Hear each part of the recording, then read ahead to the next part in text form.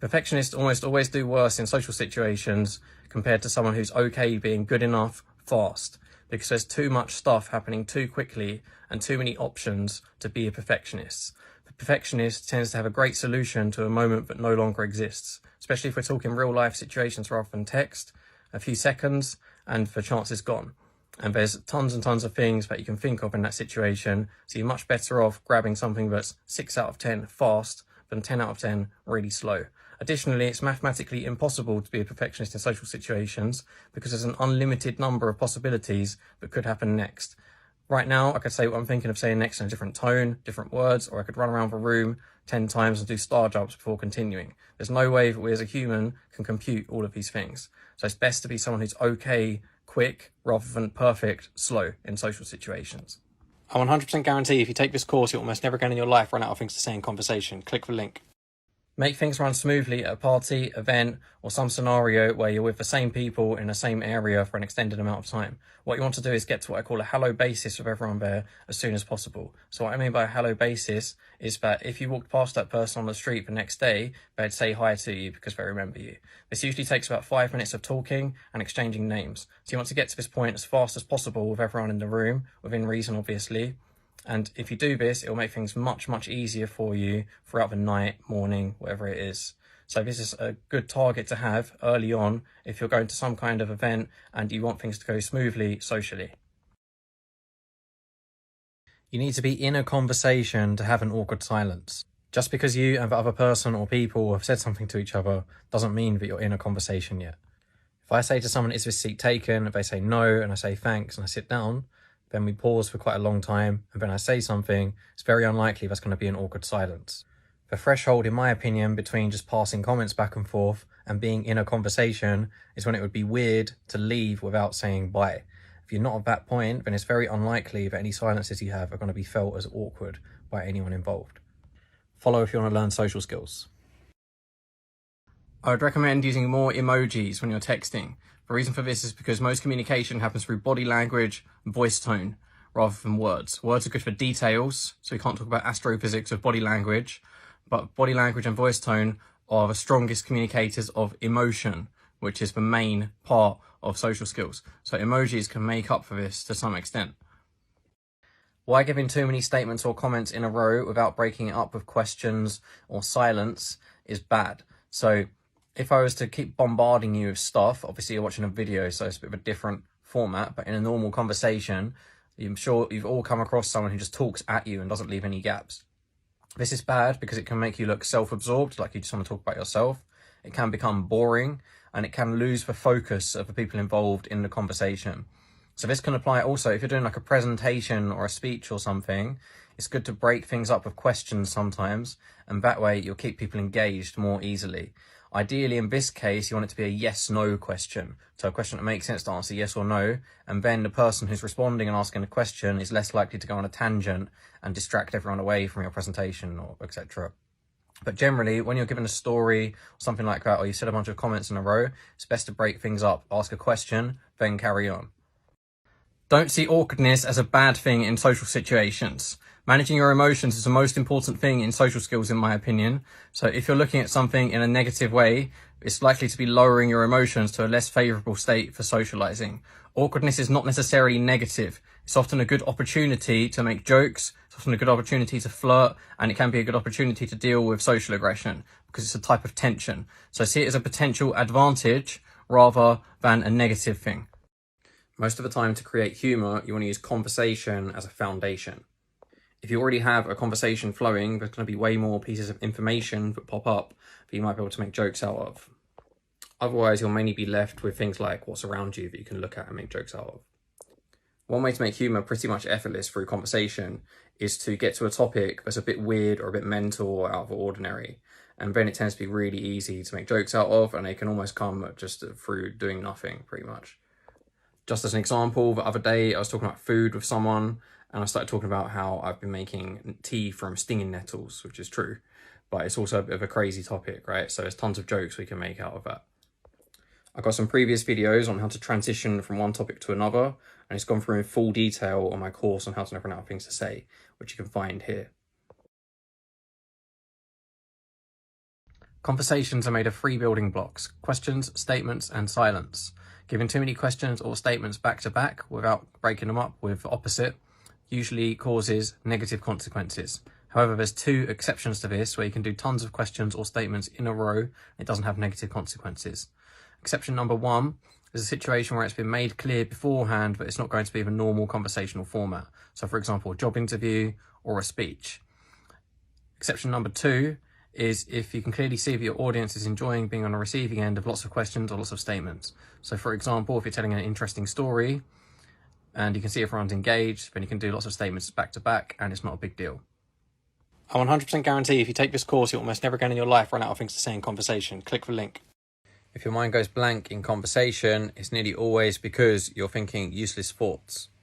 So if your thoughts are something like, oh my God, this is difficult, or I can't think of anything, that's not helping you solve anything. Instead, we want to think of potential solutions. So what's around me that I might be able to talk about? What did they say just now? What do I remember from today that I might be able to talk about? Not every idea that you generate is going to help you solve a situation, but it will potentially help you solve a situation, whereas thinking panic or doubt definitely won't.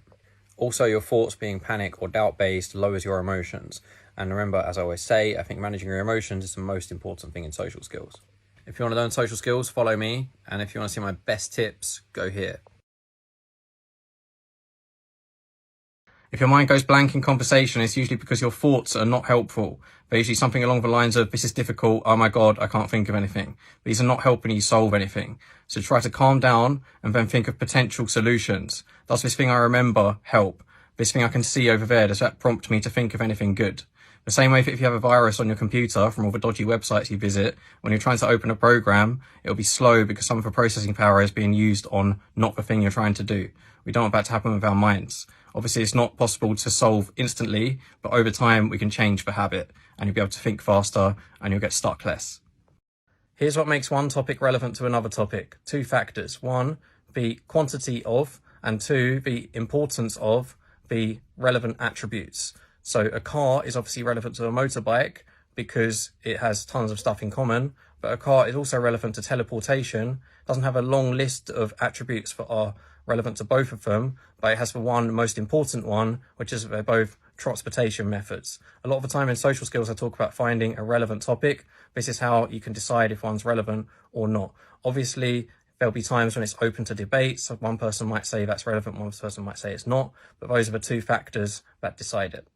I 100% guarantee if you take this course, you'll almost never again in your life run out of things to say in conversation. Click the link. Here's what I think of canned material in terms of social skills and socialization. I try to stay away from it as much as possible and focus more on being able to come up with new stuff quickly on the spot under pressure. Because social skills is going to have millions and millions of different things that can happen, tons of which you're not going to be able to predict. So you need to be able to be flexible. And also this makes things more natural and less fake, obviously. However, in some circumstances, it is good to commit stuff to memory and repeat it in certain situations.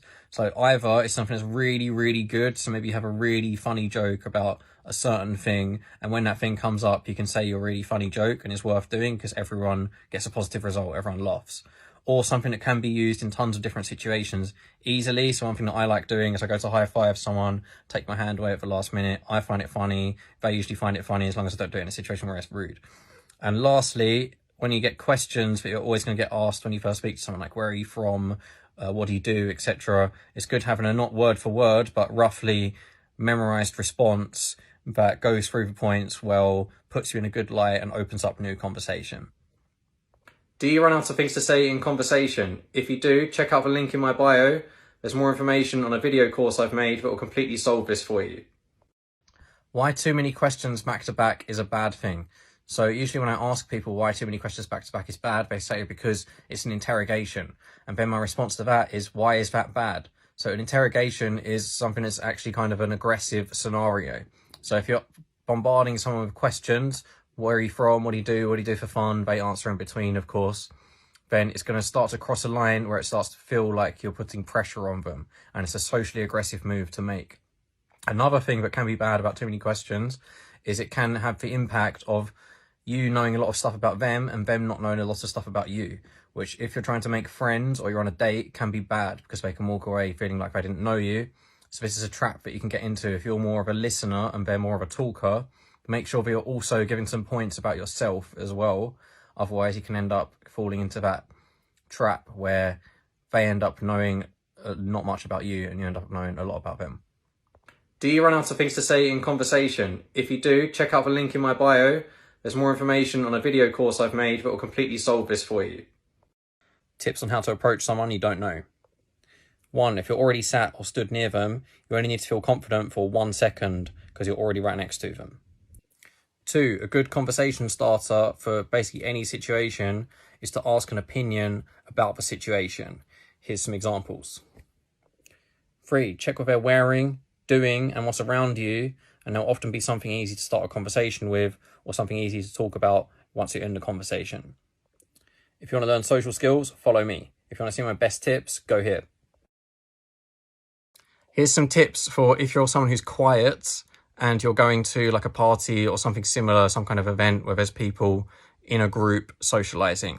I'm naturally a really, really quiet person. That's one reason why I decided to improve my social skills in the first place. One reason why I'm so good at coaching. You might not see that side of me, but here's some things you can do. So 1, I mentioned in an earlier video in more detail on this, but if you try and socialize earlier in the day with things that are really easy, calling your friend, asking directions to someone, etc., you'll be in a more sociable mood once you get there. Second thing you can do is ideally go with someone who's quite talkative, but also will keep you involved and they will just go talk on their own. Third thing you can do, this is probably the main thing I think, positioning. So try to position yourself in a more central position in the group, because then you're involved in the interaction through not necessarily needing to talk, through body language, positioning, etc. The last thing you can do is focus more on speaking to individual people one by one instead of big groups at once. This should be one of your first aims in conversation if you want to make your conversation grow. Find a topic that everyone wants to talk about. If you do this, conversation usually starts flowing easily, no matter how good or bad your social skills are. One simple way to do this is to cycle through different topics and check the emotional reaction of who you're talking to. If they seem engaged, then you can start to expand the topic more. Pick topics that you like first, because you already know what topics you like. And then you want to try and match one of yours to something that they also like. You also need to be enthusiastic about the conversation as well as the people you're talking to. If you want to learn social skills, follow me. And if you want to learn my best tips, go here. Simple tip to make it more likely someone will speak to you. Try to be positioned so that you're closer to them in terms of distance and at an angle where they're more facing towards you already. This means they're going to be more aware of you and thinking about you more likely to pick up on something you're wearing or doing that they can talk to you about. And also it means that if they're nervous, they only need 1 second of not feeling nervous if they're already right next to you than 10 seconds if you're far away. If you want to learn social skills, follow me. Simple tip to make your conversations more deep and to make them extend more and have less awkward silences. If someone says to you that they like doing something or that they're involved in a certain hobby or whatever, ask them, what do you like about it? And usually that makes the other person open up about their emotions and other aspects of their lives. And if people are accessing their emotions while they're talking to you, that tends to be one factor that can make the conversation more deep. If you want to learn social skills, follow me. Become a better listener by asking questions about detail. So if someone went to watch a movie the other day, you could ask, where did you go to watch it? How long was the movie? What was your favourite part? Ideally, we want to ask questions that do not make sense to answer yes or no. And then we're going to make our conversation open up more on average. And you can practice this by writing down a point someone might say to you and then thinking of example questions. Follow if you want to learn social skills. Quick tip on talking to introverts versus talking to extroverts. If you're speaking to an introvert, speak more about yourself. If you're speaking to an extrovert, ask more questions about them. If you want to learn social skills, follow me. Tip for starting more conversations with new people if you're someone who's nervous or shy. Try to get in a position where you're near them before you start talking to them. Obviously, you're not in a way that's creepy or alarms them somehow. So maybe you're positioned next to them at the bar or you're sat on a seat that's near them. This way, you only need 1 second where you feel okay to start talking to them, rather than 10 seconds if you have to walk across the whole room. Here's a tip to help you not run out of things to say in conversation. So if you're talking about something, you can figure out ways to add more by asking yourself questions starting with these words. So for example, if in your conversation you mentioned that you went to the gym, you can ask yourself questions like, what did you do there? Who did you see there? When did you go? And then you can generate more information to give to other people. If you want to learn social skills, follow me. Here's a simple way to have better conversations. If someone asks you a question, try to avoid replying with just one point. Instead, give a group of points. I usually recommend 3, 4, or 5, and then respond back with a question. Because if you don't end on a question, it means that you're both relying on the other person wanting to and being able to think of something to say next, which doesn't always happen. If you want to learn social skills, follow me. Here's a tip for helping with depression. Those of you who have had depression before will have noticed that it can be difficult to do simple things. So one thing that I found helpful was to have a list of really, really easy tasks. Things like do 1 minute of exercise, or read 1 page of a book, or go and make some food, or something like that. Additionally, you want these tasks to be things that are healthy for you. So notice that mine was nutrition, exercise, reading. So these things will then help you to further get out of that state of being. Finally, if you can have as many of these tasks easily accessible nearby your bed, and then you can just reach over, for example, a book, reach over to your book, read, and then you've got 1 task done. By the time you've done 10 of these small tasks, you start to feel better and be able to go about your day more easily. Do you run out of things to say in conversation? If you do, check out the link in my bio. There's more information on a video course I've made that will completely solve this for you. Debates can be split into 2 categories. One is where a group of humans work together to collectively increase their knowledge and intelligence. The second one is that someone involved just wants to win and they're not making actually reaching the right answer a priority. The majority of the time, people are doing the second type. If we do more of the first type, then humans are going to have higher intelligence on average, and also we're going to have less arguments because the second type is more likely to become hostile. Characteristics of the first type: everyone involved is ready to be wrong and change their minds based on new information. 2, as much as possible, their ego is not attached to their argument. And 3, they're not making any personal attacks on anyone because what's important is the topic. Characteristics of the second type: 1 is that they often don't use proper logic in their arguments and do things like, for example, straw man, which you can look up. 2, they often start attacking the other person or people personally rather than the subject. 3, they have already decided before they start debating that they're not going to change their mind no matter what. If we want Earth to be a better place, I'd highly recommend that we start doing more of a first type and making sure that you're actually ready to be wrong and you're discussing the topic and not attacking the other people and using proper logical arguments. If you want to learn social skills, follow me, and if you want to see my best tips, go here.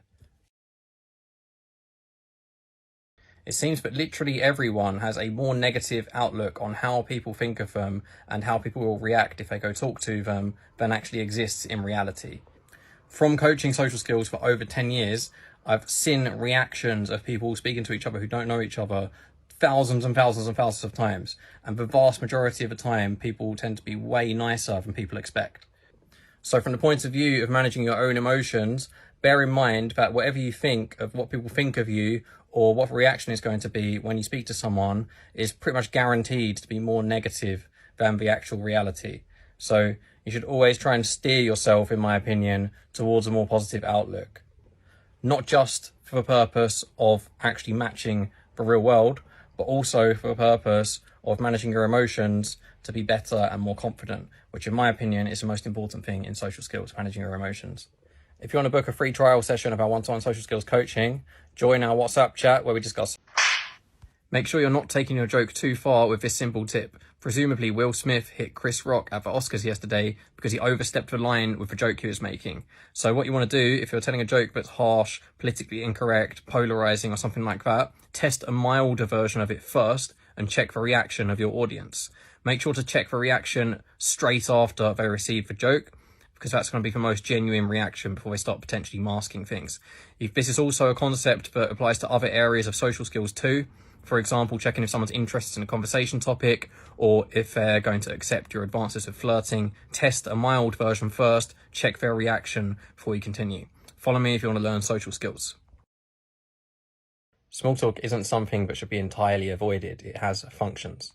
The main function of small talk is right at the start when you meet someone, whether that be someone you've known from before or not, People are focusing more on getting used to the new social situation than what someone is saying at first. So that's where small talk can be useful.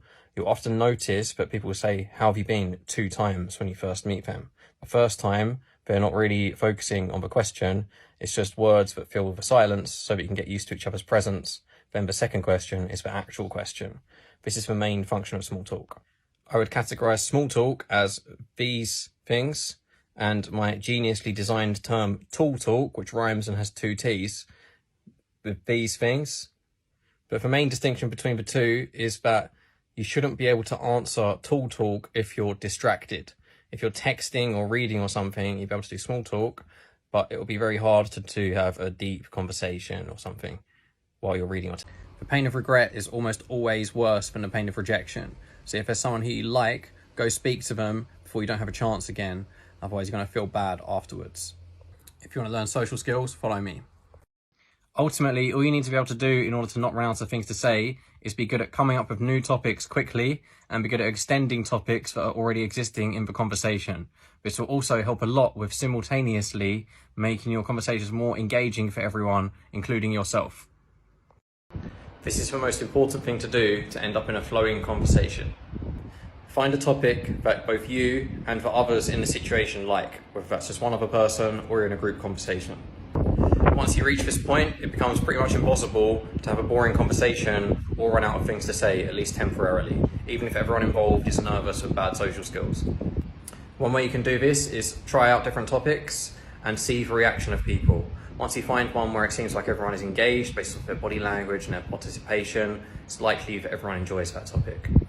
Another way you can do this is by asking questions similar to what things do you like doing or what have you been doing recently?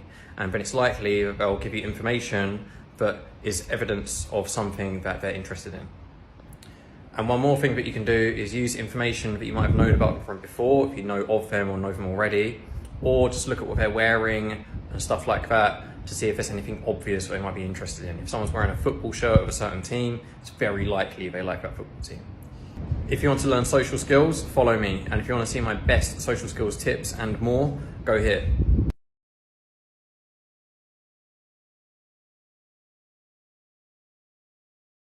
How cultural differences affect social skills and socialization. I've coached people from tons of different countries around the world, and the vast majority of the time when people talk about cultural differences, I think they massively overestimate how much difference it makes. And I think that perhaps with the exception of a few very specific cultures around the world, which will have things that lots will consider extreme around perhaps sex or who you're allowed to talk to or something like that, cultural differences make a very small fraction of a difference in comparison to the fact that we're all human animals and the way that we socialize is more or less the same wherever you go. Additionally, when people reference cultural differences, it tends to always be in a negative way. Oh, it's going to be harder because I don't understand British humour. Oh, it's going to be harder because of the cultural difference there. Remember, the most important thing in social skills is managing emotions. So if you're focusing on something that you have no control over, I can't control the culture of a country before I go there, and your focus on it is affecting you negatively, oh, it's going to be hard now, then that's you attacking yourself now. So it's not worth focusing on. Do you run out of things to say in conversation? If you do, check out the link in my bio. There's more information on a video course I've made that will completely solve this for you. Talking fast is underrated. People often speak about talking slow, giving you more presence and showing more confidence. But there are other ways to show confidence, and speaking fast allows you to transmit more information in a shorter space of time. This isn't just good for teaching people stuff. It means you can get more of your personality across in a short space of time, say more jokes, or open up more conversation topics. The optimum speed for getting the most information across in the shortest time is to speak the fastest you can, but with the other person still being able to understand it. So, for example, if someone doesn't speak your language very well, you're going to need to speak slower. If they can speak it well, then you can speak fast. My recommendation is that if you need to make your presence known in the situation, show confidence, or emphasize a certain point, I'd speak slow. Otherwise, if you want to get more information across in a faster time, I'd speak fast. If you want to see my very best social skills tips of all, go here.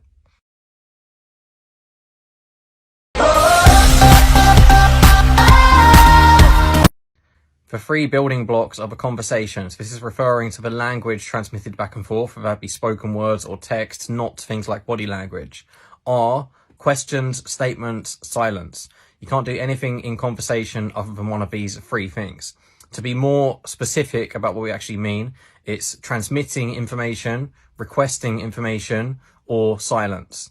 Because, for example, if I said, tell me about your day, it's a statement, but it functions like a question because I'm looking to receive information from whoever I'm communicating that to. Or if I gave a rhetorical question, that's a question that functions like a statement because it's not expecting a response.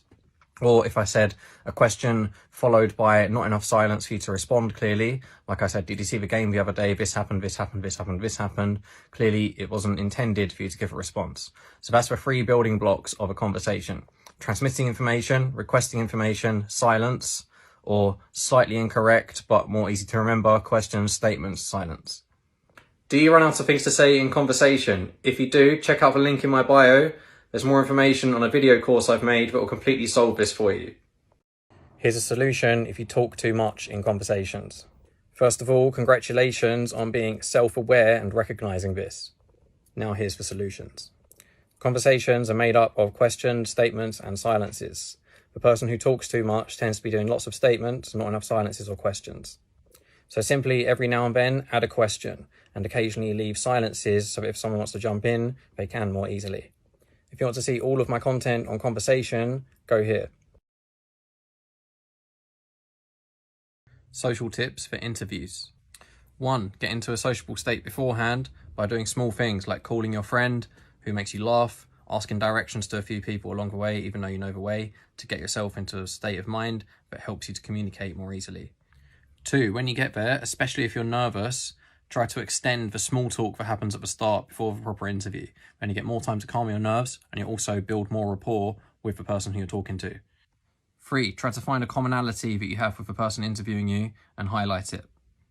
4. Keep your body language open rather than closed. This shows that you want to talk, and also it helps you to actually want to talk more because body language and emotions are linked. 5. Lean forwards. This shows that you're interested in what the other person has to say. If you want my 18 very best social skills tips from over 10 years of coaching, go here.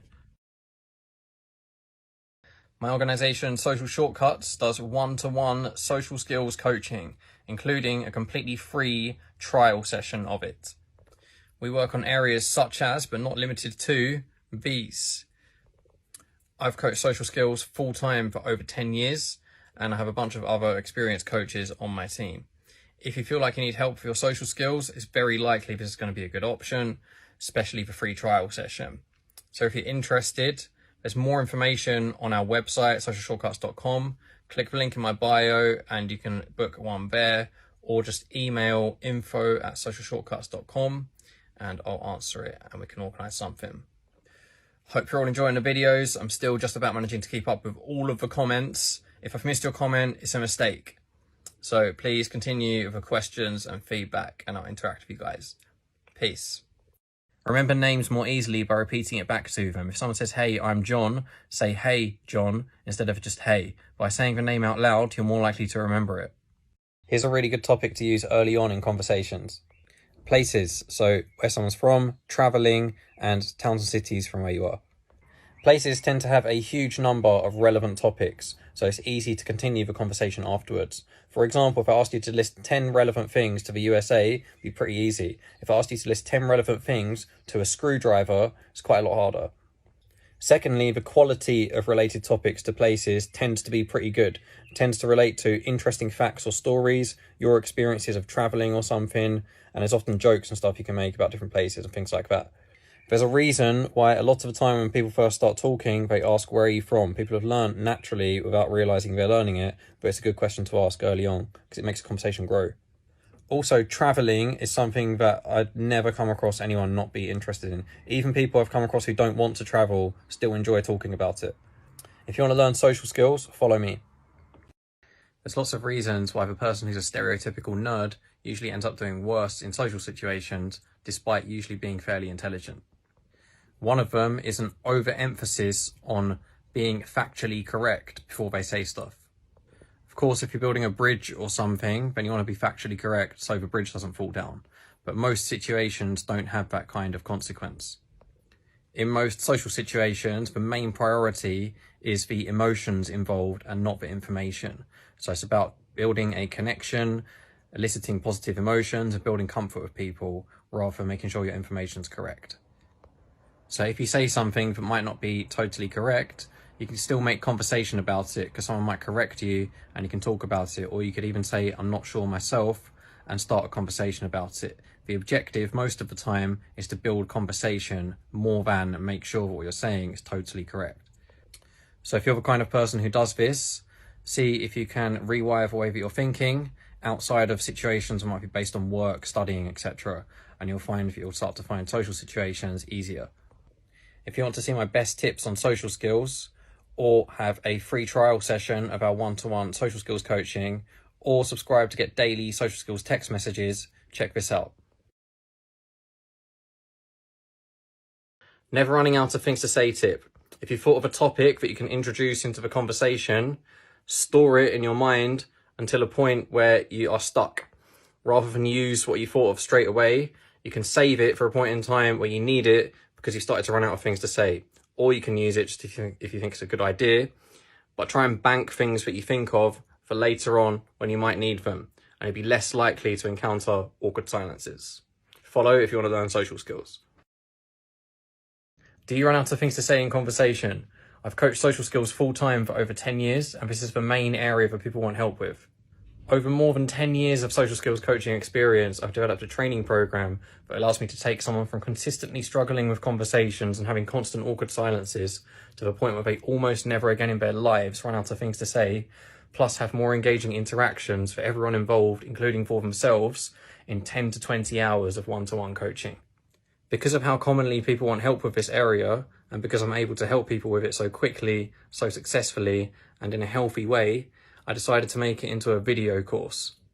This video course contains all of my content on this area, complete with exercises and ways to then integrate it into real life situations so that it becomes naturalized. It also contains all of my content on our second most requested module, which is how to overcome nervousness in social situations. If you think you might be interested in this, click the link in my bio, and there's a lot more info there, including trailers and 1 or 2 sections of the course itself that you can watch to see if you want to enroll or not. Out of everything you can work on in social skills, I would say the most important thing is managing your own emotions. Your emotions are going to leak out whether you like it or not. Some people may be good to some extent at masking them for using body language, etc. But it's always going to leak out through things even to do with like how dilated your pupils are, etc., etc. You can never 100% stop your true emotions from coming out, and people are good at reading these things subconsciously, etc., even if they don't realize what they are. Essentially, social skills is basically all just different emotions being transmitted or requested. If I say something towards you or do some kind of communication, body language, etc., it's usually intended to have some kind of color behind it in terms of emotion, i.e. I'm trying to make you laugh, I'm trying to flirt, I'm trying to get some information out of you, I'm trying to argue, something like that. So this is basically the fundamental base level to all of social skills. It's managing your own emotions, and obviously it has tons and tons of other benefits in other areas of your life also. Make your conversation less likely to reach a dead end and therefore be less likely to run out of things to say by making sure you have variation when you give a comment or a response to something. So if someone said to me, Ryan, what sports do you like? And I responded, fighting, running, and I used to play rugby. These are all types of sport. So in a sense, I've only given them one option to focus on back. There could be someone else in the conversation who doesn't like sport. The topic might be getting boring and you don't realize it, or they might like another topic more. So always try and add some variation. So a better answer to that, if someone said to me, Ryan, what sports do you like?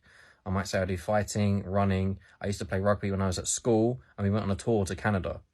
So now I've made it really, really easy for them to talk about traveling or studying or something like that if they don't want to talk about sports. And therefore I've given a nice varied answer. I recommend 3 to 5 points when you give a comment or response, just as a guideline, and ideally have some level of variation, and you're going to make your conversations on average flow more and longer and better. Here's a good long-term strategy to get better at conversations. Anytime you have a topic you don't know much about, or you come across a word you don't know what it means, look it up after. Over time, you'll have more language to choose from to communicate with, and you'll have more subjects to talk about and be less likely to be locked out because people are talking about something you don't know about. If you want to learn social skills, follow me. Important tip for social situations: test things. If you're not sure if someone likes that topic of conversation or not, test talking about it a little bit, see how they respond. If you're not sure if someone likes that kind of humour or not, test a mild version of a joke and see how they respond. This means you can get the best middle ground between not missing out on opportunities in social situations and at the same time not diving in too far and offending someone, boring someone, or having some other negative consequence. Follow if you want to learn social skills. Here's a few points about awkwardness. So with awkwardness, I think it's good to aim to be completely comfortable with it. Obviously, that's not going to happen in one step. So if you can get more comfortable with it than you were before, then that's an improvement. Secondly, I don't believe awkwardness is a negative thing. I think it's a neutral thing, because awkwardness can easily lead to discomfort, which is what most people think of when they think of awkwardness, which is by and large negative. But awkwardness is also a type of tension, and tension can be used for a few useful purposes in social situations. Humour, I would say, is the main one, especially related to awkwardness specifically. It can easily be an opportunity to make a joke. Flirting, also, it can be an opportunity to create sexual tension. And also in terms of hostility, if you need to defend yourself or something, you can use awkwardness to create tension to help you with that. But most importantly of all, just from your own mindset, I think it's important to see it as a neutral thing rather than a negative thing, because that will help you with managing your emotions to be more positive. Here's the difference between a good and a bad way to debate. A good debate is people willing to be wrong and learn and sharing information so that the group as a whole can improve. A bad debate is where people are just trying to win regardless of what the right answer is, and they're getting their egos involved and making it personal attacks rather than about the subject. If you look at politics, you'll be able to see a good debate almost never. Follow me if you want to learn social skills. Here's a point in terms of learning to not run out of things to say in conversation regarding silences. Silences can be useful in lots of different ways in social skills, to create tension for various reasons, to create gaps in the conversation for various reasons. But if you're someone who consistently runs out of things to say in conversation, I would recommend that just temporarily you completely try to avoid silences. Once you're able to consistently not run out of things to say, then I'd recommend adding silences again. A reason for this is because your mind can end up making excuses based on your emotions. So because you feel awkward or because you can't think of anything to say, you can end up thinking, oh, this could be a good time for a silence, when it's not. So it's best to keep things simple at first while you deal with this basic area until it's under control and you're able to maintain consistent conversation. Do you run out of things to say in conversation? If you do, check out the link in my bio. There's more information on a video course I've made that will completely solve this for you. Keep lists of stuff on your phone as a potential way to have more ammunition for conversations. One thing I have is a list of alternate business ideas, which includes some that are stupid ideas, and sometimes I go through these and they make good conversation. Also, I'd recommend listing funny videos you know, music you like, stuff like that, so that you can easily bring it up if people are talking about it. It's impossible to judge people because you're not them, so you don't know everything about them. All you're judging is your idea of who they are. Follow to learn social skills. Is being weird good in social situations? In my opinion, you can't be in either the top or the bottom 1% socially without being weird. However, I think that usually weirdness is more of a strength than a weakness, and more commonly a strength than a weakness. Here's the distinction between good and bad weird. Weird in a bad way usually gives other people negative emotions, usually from being annoying. Weird in a good way often gives people good emotions from being interesting or funny. The other part of a distinction is confidence. If you're weird with confidence, then a lot of the time that overpowers people's negative judgments. If someone criticizes you for being weird and you're not causing any negative impact on someone, simply explain with logic and confidence how it's no problem and you're not causing any negative consequences. If you want to learn social skills, follow me. If you want to help my project to help Earth be a happier place through social skills, do these things. Here's an important point about if you try to speak to someone in real life, not by text, and they just don't respond at all. So you want to A, make sure that they heard you, and B, make sure that they knew you were talking to them, not to someone else and not on the phone. Sometimes I get clients who are nervous, they go to speak to someone they don't know, that person doesn't respond, I can see they didn't hear them or they thought that they were speaking to someone else, they don't respond and that person walks away thinking they've been rejected. So one, you might not be being rejected, Two, that person might want to talk to you. They might have a good time talking to you. So by just leaving without making sure that they were definitely ignoring you on purpose, then you are perhaps denying them a good time, which is not making the world a better place. So to make sure they heard you, obviously speak clearly, and to make sure they knew that you're talking to them, use your body language. Make sure you're facing them. If you're sitting side by side, perhaps stick out your arm a bit, and you can also touch them with the outside of your hand to their arm, which I made a video about recently as the safest touch possible. Do you run out of things to say in conversation? If you do, check out the link in my bio. There's more information on a video course I've made that will completely solve this for you. Here's something I do personally to help with social situations that you might find helpful too. Imagine and act out social situations. So this could be a random situation, one that you pick, and it's especially helpful for things that are likely to happen soon. So for example, you've got a job interview coming up, or so you might argue with someone, or you're going on a date or something like that. If you choose to do this, imagine that there's people there speaking to you and try and act fast. Social skills heavily favours people who think quick rather than perfectly. If you want to see my best social skills tips, go here.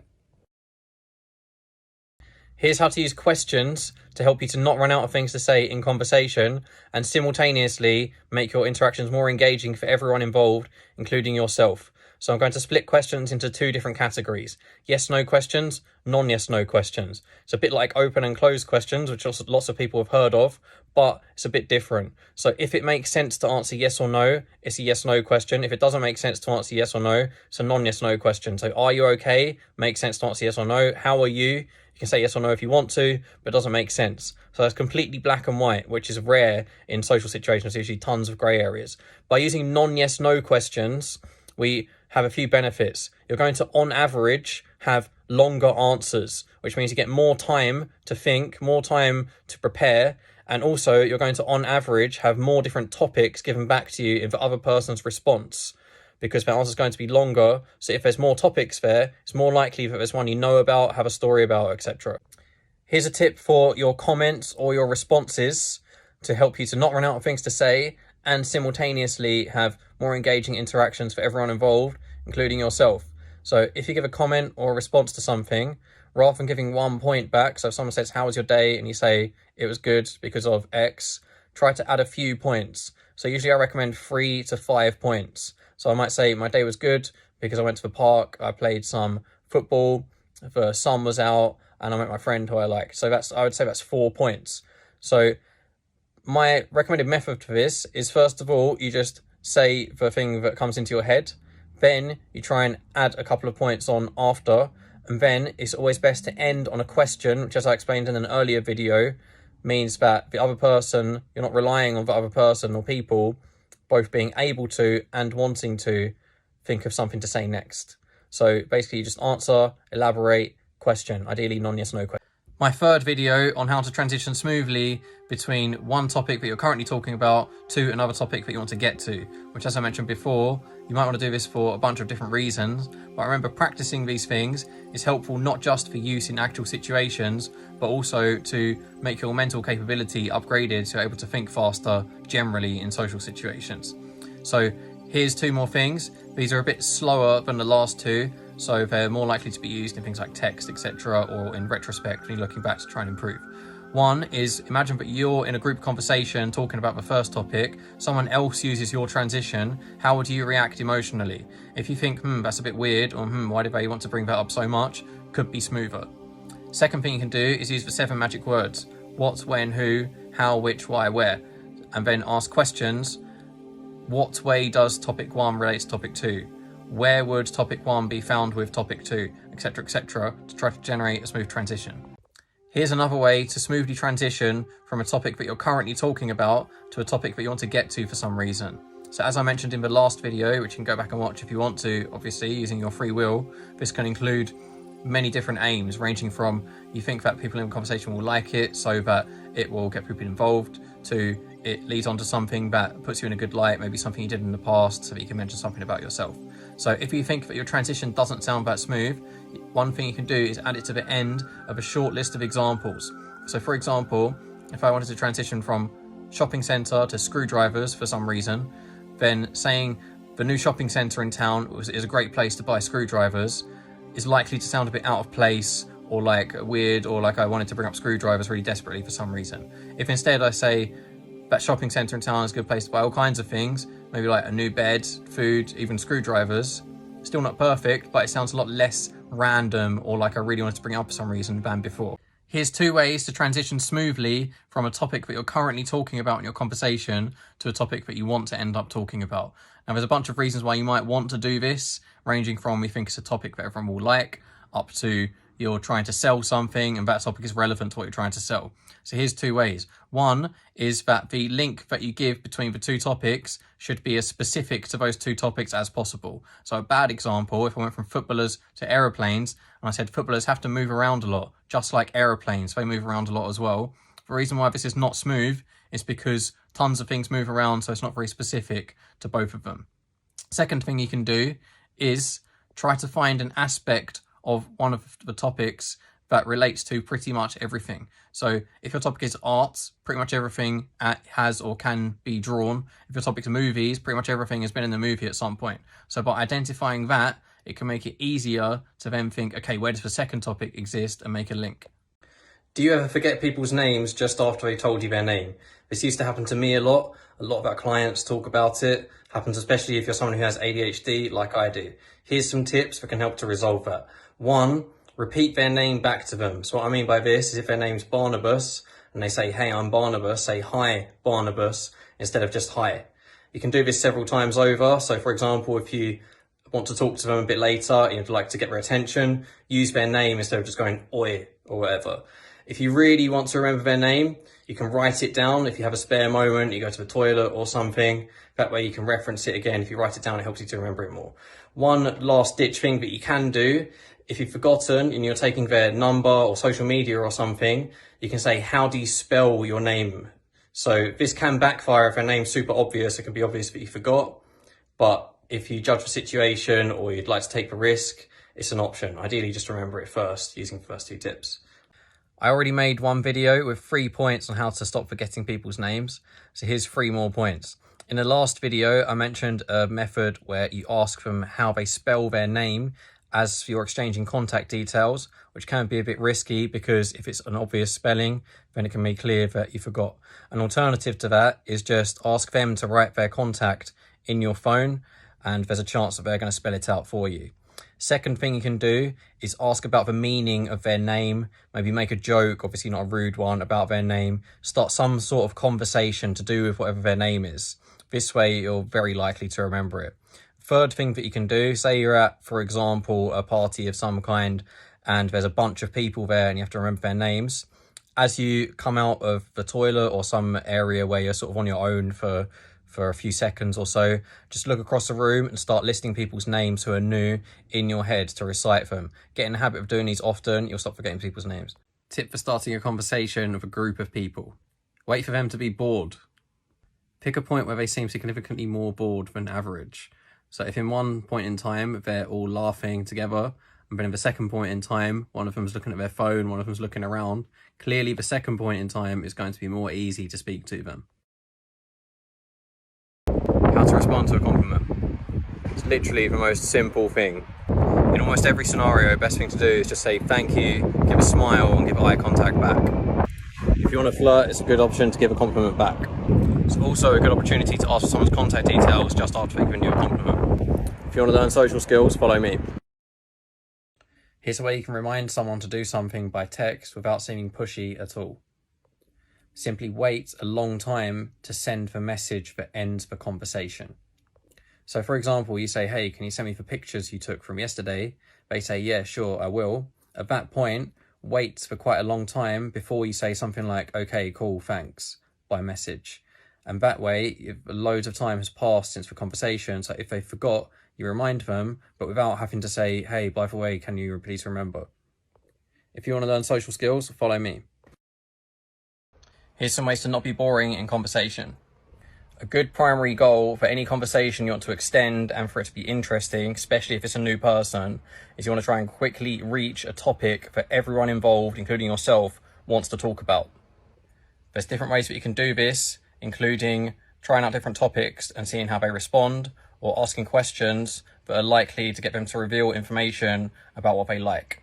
Our conversation video course goes through this in full detail. You can see that at the link on my page. If you're telling someone about an experience you've had, like what you did the other day, try to practice thinking of the most exciting thing and saying it to them. I've come across lots of people who give very vague answers about something cool that they did. For example, someone who went on holiday, they just said that it was tiring and we didn't include all of the activities they got up to. When you talk about something, ideally try to give specific examples. So instead of saying that you like sports, give an example of a sport that you like. Instead of saying I like reading, give an example of one of your favorite books. It's easier for people to latch on to a topic that is more tangible rather than like a vague concept or topic or like a broader topic. If you want to learn social skills, follow me. If you want to see my very best tips or our course that goes through all of our conversation content in detail, go here.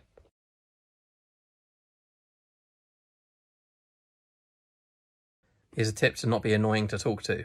Have you ever come across a person who just says loads and loads of stuff at you and doesn't let you talk? The problem here is too many statements in a row. So all we need to do to fix this is introduce questions every now and then, or silences, but questions are better for making your conversation still keep flowing. So if you think this might be you who's saying too much stuff and talking at people, just add a question every now and then and it will solve this for you. How to not run out of things to say in conversation. There's loads to this subject and we have a video course on it if you're interested, if you check our website. But the two things it comes down to are, one, being able to come up with new topics quickly, and two, being able to extend topics already existing in the conversation. So if you're able to get to the point where you can generate subjects faster and you're able to elaborate on them more, that's all it essentially comes down to.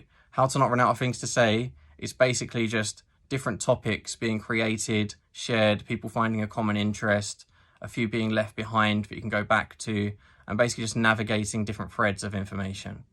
For more information on our video course, check out socialshortcuts.com.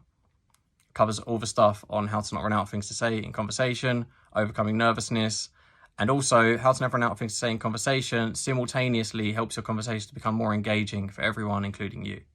Here's a technique to help with not running out of things to say in conversation by giving more varied comments or responses.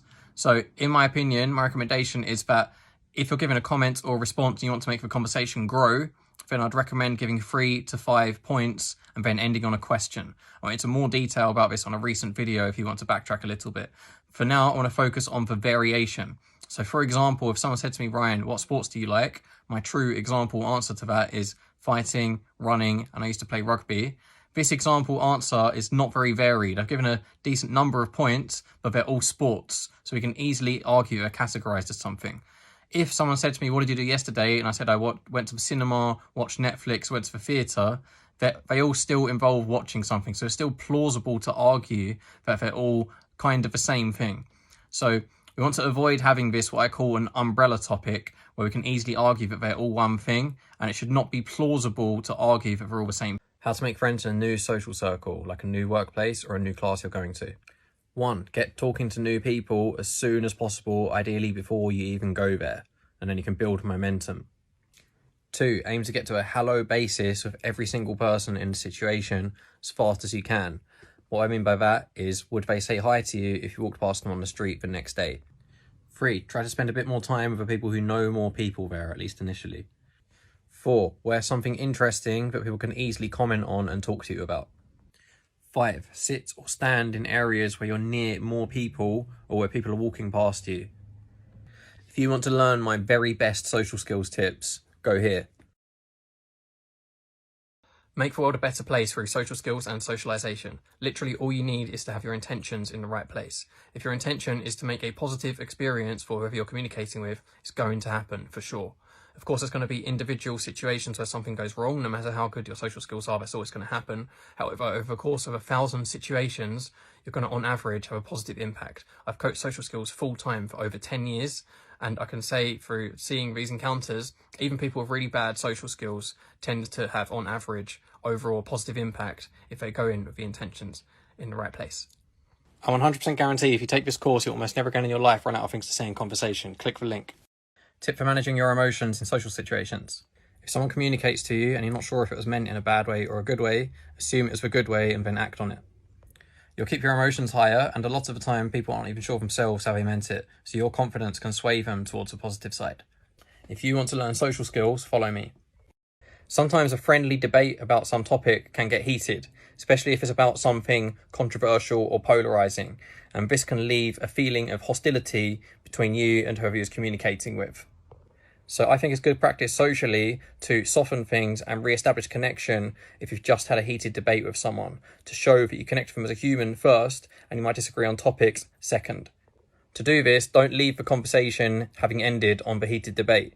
Make another topic that's more easygoing and you can chat about in a nice way, and ideally, if possible, make jokes too, because humour releases tension. If you want to learn social skills, follow me, and if you want to see my best tips on social skills, go here. Here's some ways you can spot lying. Number 1, it's always easier to spot if someone's lying if you know them already. Has their body language and their behaviour changed dramatically to what's normal? 2, do they touch their neck, mouth or nose immediately after you ask a question which you think they might lie about? 3, ask them details about their story, things that they might not have thought of if they had a made up story, like what colour t-shirt was the person wearing. Details that might seem irrelevant. If they start to pause and hesitate, it's potentially a sign that they're thinking of something to invent. 4, does the conversation feel awkward when you're talking about the topic which you suspect they might be lying about? 5, if they're telling a story and they're doing a lot of and speaking very slow and looking around, it's a sign that they might be making up the story as they're going along. If you want to learn social skills, follow me. And if you want to see my very best social skills tips, go here. Here's a way that we can practice making a good conversation starter. So in previous videos that I would have just posted, I've gone through different characteristics of what I found makes a good conversation starter that's the most likely to lead to the conversation start flowing. So some ways that we can practice this are, think of places, things someone might be wearing, things someone might be doing, things you might overhear someone say, and then based on that stimulus, you can come up with a good conversation starter. Now, bear in mind, in situations that are more out of the ordinary or have more stuff going on, it's easier to think of good conversation starters than in the mundane scenario. You'll find the hardest ones will be like on a bus or on a train or something. So what this means is that if you're in situations like that, more interesting situations, you're going to find it more easy to think of things to say to people. You're going to have more easy situations pop up. And you're also going to have other people find it more easy to talk to you. So it makes socializing easier if you're in more. So here's a summary of the factors of a good conversation starter, i.e. the first thing that you say to someone. This area of socialization to get spot on is actually quite complicated because there's tons of hurdles that you have to overcome, like, are they a danger to me? Is it worth talking to them? Do they want something? Have I got time? Etc, etc. So obviously anything can work and anything can not work in social skills. If I did all this stuff I mentioned perfectly, then there's going to be someone who doesn't like me still. And if I literally threw poo at a million people, at some point someone's going to like it and want to take my number, right? So just for the purpose of saving time, I'm going to list the different factors here that I mentioned before. So a quick shortcut is that if you ask an opinion about the situation, what did you think of the movie or something like that, it tends to fit all of these recommended characteristics that I've given. Another point is that if you happen to think of something genius or really funny or just fits the situation really well, use that above what I've mentioned here, although in the majority of situations that won't happen. Another aspect of a good conversation starter, if you have some kind of agenda that could easily be perceived as selfish. So for example, you're chatting someone up, you're flirting with them, or you're trying to sell something, or you're trying to persuade someone of some kind of cause, like vote for whatever party or go vegan or something. If you're doing this, there are some exceptions to this, but the majority of the time, you ideally want to just delay showing your agenda by 1 minute. So don't start flirting until roughly 1 minute in. Don't present what you're trying to sell them until roughly 1 minute in. If we take a person who hands out leaflets on the street, nearly everyone walks past without even knowing what's on the leaflet and refuses it. So people have like an autopilot rejection system. Could be something that's really helpful for them on a leaflet. If that leaflet person stopped them, engaged them in conversation for 1 minute, then handed them the leaflet, 9 out of 10 people would take it instead of 1 out of 10. Obviously, that's not time efficient for a leaflet person, but the principle can apply it for social situations rather than marketing. Another aspect of a good conversation starter is ideally we don't want to be focusing on negative topics. So if we focus on something that's generally seen as negative, like something bad happening in the news, which obviously is basically always negative, or complaining about something in the area, sometimes it can be good if you feel like you're going to build a lot of connection with that person. You're pretty confident that they're going to agree, because then the commonalities and stuff that you're creating and the rapport, etc., will outweigh the effect of the negativity. But generally, this is a bad starting point.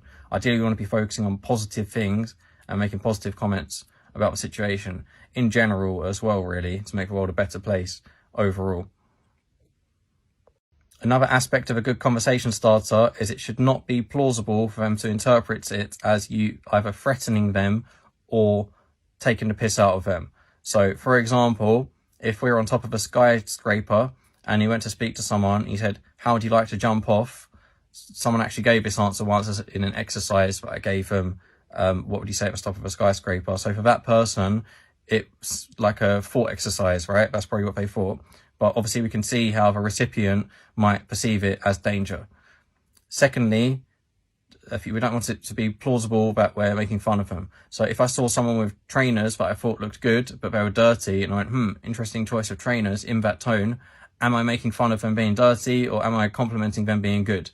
Both are plausible to interpret that way, so that's not ideal. We want it to be completely ridiculous for them to respond in a way that's hostile defensively because they thought that you were making fun of them or threatening them. Another characteristic of a good conversation starter is not something which I've labelled as functional or utilitarian. So this is, for example, something like asking directions. So the way that I specify this is something where they're going to expect you to leave the interaction as a result of them giving you the information that you asked for. Not necessarily in terms of actually physically moving away, but in terms of disengaging. So if you're using a ticket machine or something, you say, "How does this work?" They tell you, they're going to expect you to disengage. Now, bear in mind, things like asking directions and stuff can be really useful if you're feeling nervous or stifled or quiet as a way to warm up. But if you're already in a sociable state, and being too nervous or slow or something is not really an issue at the moment, then this is not the ideal way to start the interaction, because it can lead to a dead end quickly. And if you move the conversation on afterwards, it's quite easy to look false, like you didn't really care about the directions or the thing that you're asking about, etc. Another characteristic of a good conversation starter is not too boring. So this is kind of almost the opposite of the last one I mentioned, which is not too weird too early. For anyone to want to continue any kind of interaction with you, you need to appear to have more value from what they're currently doing. If not, then you might have some time bought for you from them being polite or something, but they're likely looking for a way to leave. So if you're at an exciting music festival and your conversation starter is, the grass is cut pretty well, what do you think? Or something like that, likely they're not going to want to continue the interaction. A good takeaway from this, another practical point, is if you're thinking of speaking to someone nearby, this applies especially for a group of people, and in one situation, in one point in time, they're laughing, etc. Another point in time, they're looking around, looking bored. If you look for a more boring point than usual, it's an easier point in time to go and talk to them. Bear in mind, if you're in a boring situation, like a dentist waiting room, being too weird is more of a risk of your conversation starter. If you're in an exciting situation, being too boring is more. Another characteristic of a good conversation starter, i.e. the first thing that you say to someone, is not too weird too early. Remember that people have a natural fear of the unknown, so if you're going to speak into them, especially if it's outside of a situation where it would be seen as normal to speak to them, they're going to have some level of wariness towards you. If you add on top of that your conversation starter is, what do you think would happen if Smurfs existed in the real world, or something like that. Obviously some people might have a good sense of humour, etc., but you're risking adding an extra weight of unknown to you already approaching from out of nowhere. And remember, you're going to be ready for it and they're not if you're initiating the conversation. And so it's more likely that you're going to trigger their fight or flight responses and they're going to move away from you. So if you're someone who has quite a weird personality, like I do, and I've had a lot of clients in the past who do, and they tend to be good socially, but they tend to have a lot of people want to move away from them right at the start, a good practice can be just to delay your weirdness slightly, just by 1 minute, and that way you're going to have less people try to... Another characteristic of a good conversation starter is not too personal too early. So personal type of questions or conversations can be a strength a little bit later on in the interaction once you built some comfort, but straight away at the start tends to be a bad idea. So this is split into a few subcategories. Something to do with things that people tend to see as more intimate straight away tends to be a bad idea. So if I go up to a random person and say, hey, what's your favorite sex position? Most likely going to receive a negative response. Anything to do with anything really polarizing. So if I went up to someone and said, hey, what do you think of Donald Trump? Straight away, likely to give a negative response. Anything to do with anything that's something that might have stressed them out, been bad from recently. So I said, hey, what's the worst thing that ever happened to you? Straight away is the first thing I said to them, likely to lead to a bad response. And anything to do with something that opens up potential vulnerability. So if I went up to someone straight away and said, hey, how much do you earn? Straight away, then that's likely to be bad. Obviously, these are extreme examples, but there's more subtle examples in reality as well. Another characteristic of a good conversation starter, first thing you say to someone, is that it should be socially unacceptable to harshly reject straight away. So I'll give you two examples, one in terms of flirting, one in terms of not flirting. So if I went up to someone outside and I said, hey, what's up? What's your address? And they said, go away, who are you? Most people would agree that's reasonable because I'm basically seem to be stalking them. So if instead I said, hey, what's some good sights to see around here? Because my mum's coming to visit soon. And I say, go away, who are you? Now with the same response, most people would agree they're being unreasonable. So it's not socially acceptable to reject harshly. If I go up to someone in the nightclub and I say, hey, you look really nice, what's your number? And they say, I have a boyfriend. Most people would agree that's fair enough. If I said, hey, that drink looks nice, where did you get it? And they say, I have a boyfriend. Now most people would agree that's unreasonable. So that's quite possibly the most important aspect if you're speaking to someone in a random situation, not socially acceptable to harshly reject straight away. Here's a characteristic of a good conversation starter, i.e. the first thing that you say to someone. So ideally we want it to be a non-yes-no question. So that's a question that does not make sense to answer yes or no. I made another video on this in more detail about why they're good for opening up conversations, especially right at the start of a conversation. They're very important. If you start with something that's not a question, like a statement, comment, etc., then a lot of the time you get a response for something along the lines of thanks or a short response, and they'll either disengage from the conversation or physically move away if they were moving anyway or decided to leave. So it can cause a dead-end silence early on, which is a really bad time to have one.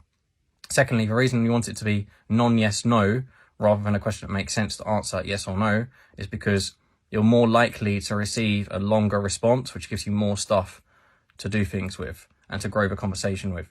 An earlier video goes into way more detail on this topic, and we also go into detail on it on our paid course on how to not run out of things to say, which you can see on our website. Here's some ways to leave conversations easily. So one is the most obvious one. You just wait for a silence and then you say why you need to leave. So the main point here is just be aware and ready for the silence. Sometimes there won't really be one if the conversation is going too fast, if you've got someone who's talking at you loads. Some body language things that you can do is, one, you can move so you're angled a bit away from them so you're not square on. In two recent videos, I talked about being square on as better body language for communicating. So if you're not square on, it's better body language if you want to leave. You can try and create more distance between you both by walking backwards or something if it doesn't seem rude. You can get an object in between you both. So obviously you don't want it to be like you just put a barrier there on purpose because that's rude. But if you can do it in some smooth way, maybe in combination with tucking in your chair at a restaurant or something. And the last one is that you can try and lead the topic of conversation onto a topic that's related to why you need to leave. So say you need to go play football, you can leave the topic onto sports. Here's my third video on how to leave conversations more easily. One thing you can do is clearly check the time, and a lot of the time that's going to be perceived as you thinking about leaving. And it also often makes other people think about what's the time and when are they leaving also. So in a different kind of scenario where you want people to stay, you might want to avoid checking the time or avoid people seeing you do it too clearly. Second thing you can do, genuinely try to minimize as much as possible anything that's not genuine, etc. But if you really need to, you could fake a phone call or you could get someone else to call you. Some people do this when they feel like they're like in a dangerous situation, etc. The last thing you can do, which I find quite amusing, is kind of a sneaky trick. If there's something of some interest behind them, you can point at it, mention it, then it's likely they're going to turn around and look, which is more than likely going to break their flow of conversation, creating a silence, which you can then use to say, yeah, I need to go because of X. Here's some more ways to leave conversations easily. So this is based on if it's a group situation or you're at some kind of event where it's like a party or something, and it's kind of a social circle, so you can know some people there already. It's not too weird to speak to new people. So first thing you can do is you can start talking more to someone else. Usually when you find it hard to leave a conversation, it's because there's someone who's talking at you and not leaving hardly any gaps for silences for you to say you need to go now. So if you start to get more involved speaking to someone else in the group, then it's likely that they're going to be someone who can add more silences. And maybe it's just that one person you wanted to leave the conversation from anyway. Second thing you can do is you can get someone else talking to the person that's making it hard for you to leave. And then as they're talking more, you can start to go back out of a conversation, create some distance, some silence, say you need to leave now. Another thing you can do is if it's like a bigger group or there's like more space between you, maybe it's a table or something, you can talk to someone who's further away and you get an excuse to change your position so that you can hear each other more easily. Here's how to manage and even out the attention that you're giving to people if you're speaking in the group. Because in some circumstances, say you're speaking to a group of 2 people and one of them you're in a really engaged conversation with, and it's a topic that only you and that person know about, and the third person doesn't know much about it or is quiet or both. So what you can do is you can give different types of attention. So maybe that one person you're speaking to the most, but you can be closer to or facing more the other person. Perhaps you're flirting with one of them, clearly. The other one you can talk to more, perhaps. So there's different ways that you can give attention. So it can be in terms of eye contact, can be in terms of positioning, what angle your body is, who you're talking to the most, who you're showing the most flirtatious interest in, who you're showing the most interest in as a person. If you're showing lots of attention to one person in one way, you can use a different type of attention to the other person or people to even things out and make sure people aren't left out. If you feel like you don't have much personality, here's how you can grow one. However, I'd also recommend this to everyone. Make a list of new things that you want to learn about. Then go on YouTube and watch about them, read books about them, find out about new stuff. Even more importantly, write a list of new experiences that you want to have. Make sure that they're realistic in terms of money, traveling, etc. Write them down, start doing them. People with a more varied list of knowledge and experiences tend to be more interesting, and it makes you more versatile in conversation, and it tends to make you more confident as well. If you want to learn my very best social skills tips, go here. How to have more engaging conversations. Pick a topic that you like first, because you already know for sure what topics you like. And then we can try and find a match with one that both you like and the other person or people in the conversation like also, rather than picking one that you don't like to try and please them. Then you're going to have less enthusiasm, your energy's not going to be in the right place, and it's going to end up stifling you. Remember, the most important thing in social skills is managing your emotions. So pick one that you like first, then try and find a match of one that you like and everyone else likes, and now you've got a common topic that everyone wants to talk about. How to take your conversations to a deeper level beyond small talk. The distinction between normal conversation and really deep conversation, the borderline in my opinion, is when you wouldn't be able to fully engage if you're halfway distracted, you wouldn't be able to engage if you're texting, etc. Here's some examples of ways, templates that you can use to make your conversations tall talk instead of small talk. Here's how to handle differently speaking to someone who's quiet versus speaking to someone who likes to talk a lot. So with someone who's quiet, I'd recommend giving more of your own points rather than asking questions, especially at the start of the interaction, as then they're not pressured as much to think of stuff to say. With someone who is more talkative, I'd recommend asking them questions because they tend to be someone who likes to express, and it feels good for them often when there's someone who's actually listening to them. Listening is massively underrated. So remember that questions and statements is kind of a non-exact terminology to use. I use it just because it's easier and everyone understands it, but more exactly what it is are you requesting or transmitting information? Because for example, if I said, tell me about your day, it's a statement, but it functions like a question because I'm requesting information. And if I gave a rhetorical question, or I gave a question with no silence afterwards, like for example, I said, did you see the sports the other day? This happened, this happened, this happened. And there's no silence, then it's obvious it's meant as a statement. How to get someone to be more likely to talk to you. Be positioned nearby them. Ideally as close to and as in front of them as possible without it being weird. They could just be nervous, so if they're right next to you, they only need 1 second of not feeling nervous to speak to you instead of 10 if you're across the room. Plus they're more likely to pick up on something you're wearing or doing that might either attract their attention or be an easy thing for them to talk about. If you want to learn social skills, follow me. How to know if someone's annoyed by your presence. 1, they're giving really short answers. 2, they're speaking to the other people in the group rather than you, especially if they're speaking to them privately, like that. 3, their body language is closed rather than open. 4, they're tapping their fingers or their feet. 5, they try to cut you out by turning their back to you. If you want to learn my very best, most powerful social skills tips, go here. Here's how to make teasing or banter more playful and less insulting.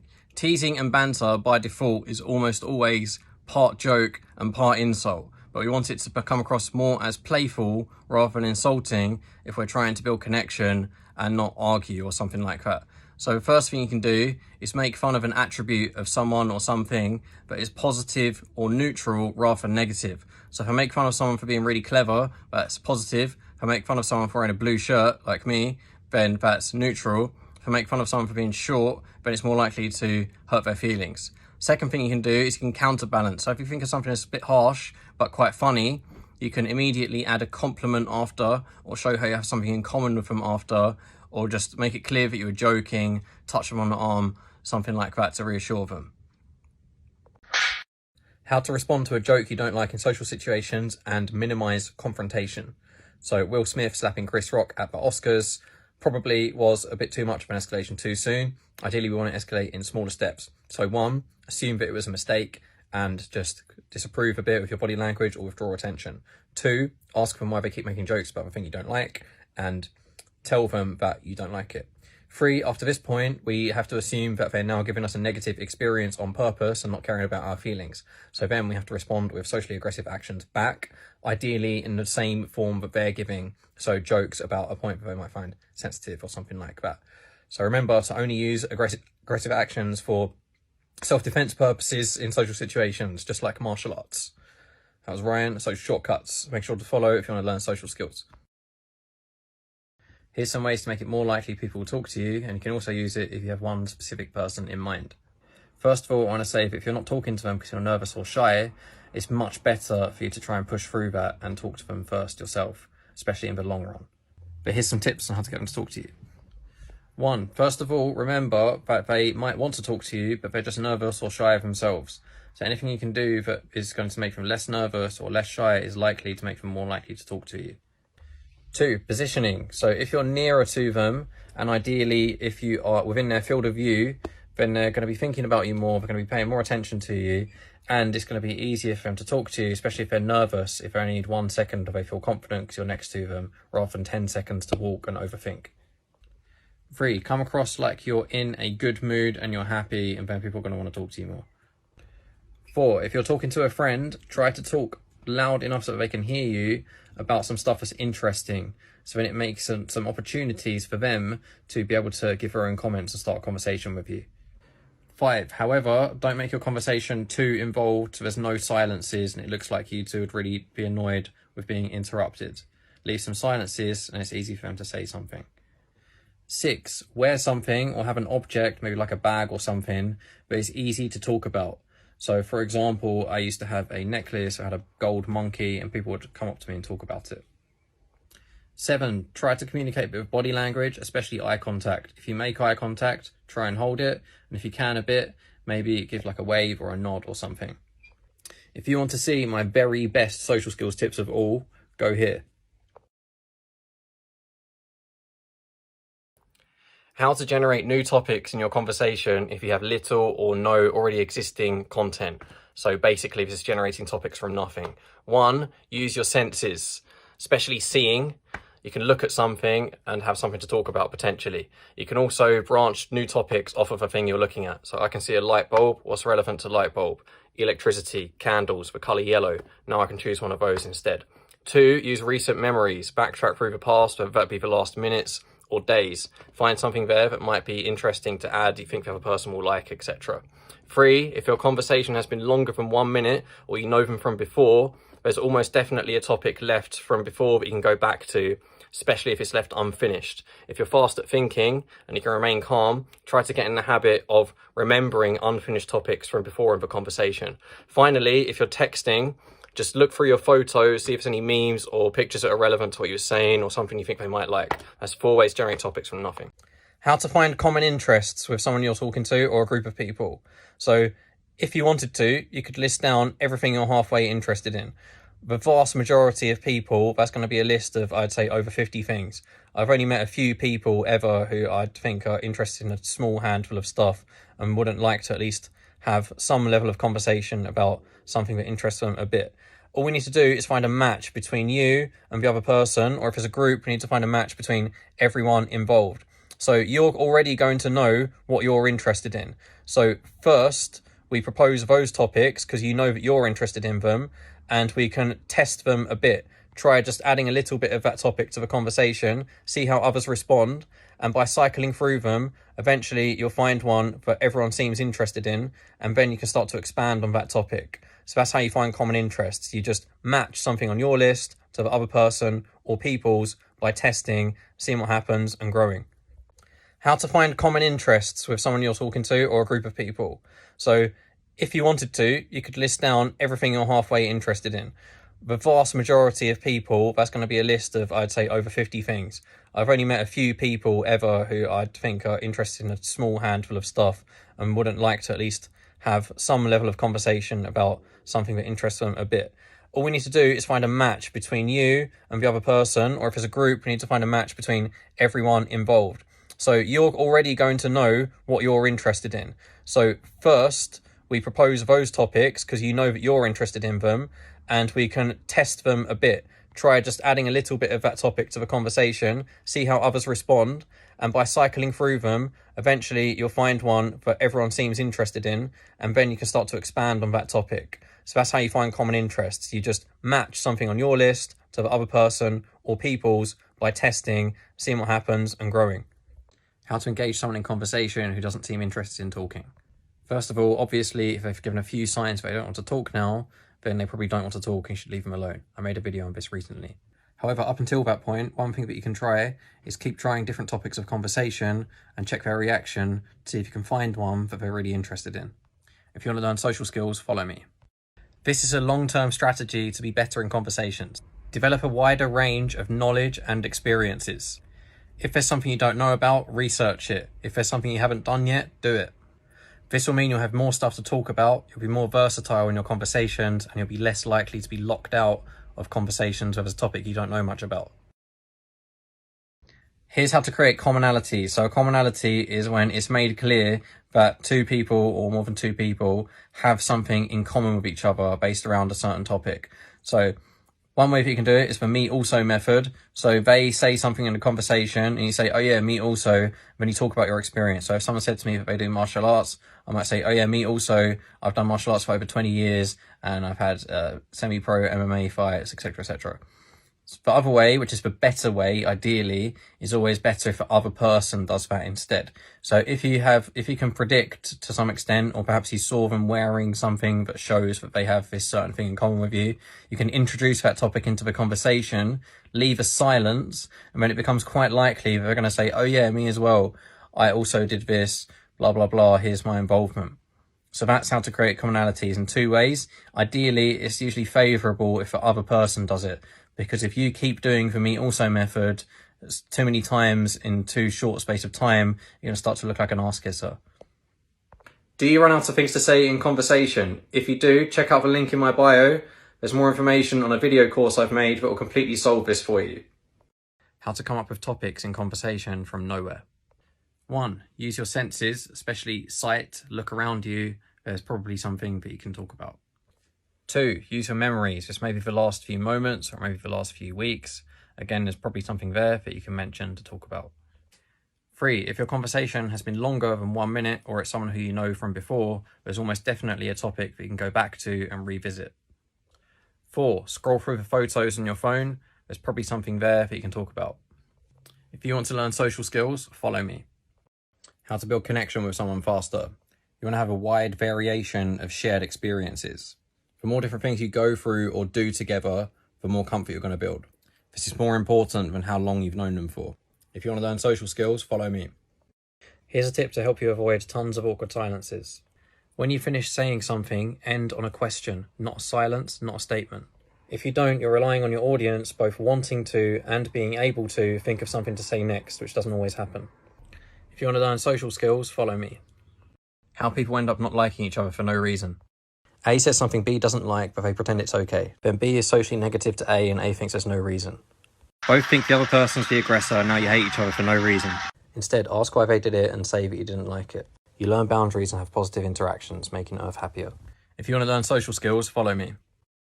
How long can you hold a silence for in a conversation before it starts to become awkward, or more accurately, you start to encounter negative consequences from your silence? So this can vary massively. If you're on a long plane flight from one place to another, sat next to someone you know, you can have a long silence.